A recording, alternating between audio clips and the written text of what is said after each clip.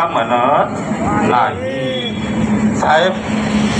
त्याच्यानंतर आम्ही बच्चूभाऊनी राष्ट्रसंत तुकडोजी महाराजांच्या जन्मभूमीमध्ये 7 दिवस अन्न त्याग आंदोलन केलं. 7 दिवस त्या माणसाला रक्ताच्या उलट्या व्हायला लागल्या. लोक म्हणतात तुमचा अधिकारी म्हणतो की तुम्ही राजकारण करता. आम्ही राजकारण करतो. आम्ही महाराष्ट्राच्या शेतकऱ्यांची कर्जमाफी मागतो म्हणून आम्ही राजकारण करतो. आम्ही म्हणलो होतो का शेतकऱ्यांची कर्जमाफी करू म्हणून.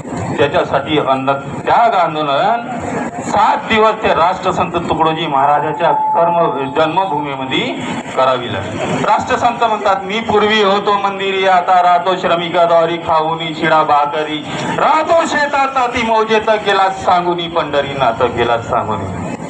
माझा कधीचा पत्ता बदलला लोक वेळे जाती तीर्थाला हा निरोप द्या सकलाला करा सेवा मिळून खेड्यात गेला सांगुनी पंढरीला. आपण सांगतो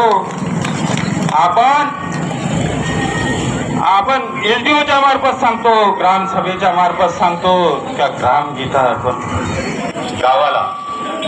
गावाची ग्रामगीता आणि गावाचा सत्यानाश हे कोण करतोय हो साहेब? कोण करत? गावाचा सत्यानाश जर कोणी करत असेल तुम्हाला जर एका महिन्याला पगार भेटला नाही तर तुम्ही असे बोंबलून उठता. विचारू नका. आमच्या माय बहिणीले 200-300 रुपये पगार रोजी भेटत असेल तुम्हाला लाखो रुपये महिना भेटते साहेब. तरी आमचे पगार दिव्यांगाचे असेल माझ्या विधवा मातेचे असेल माझ्या वरिष्ठ मातेचे असाल त्यांचे पगार तुम्ही 6 महिने करत नाही. हे लाजीरवाणी गोष्ट आहे. लाजीरवाणी.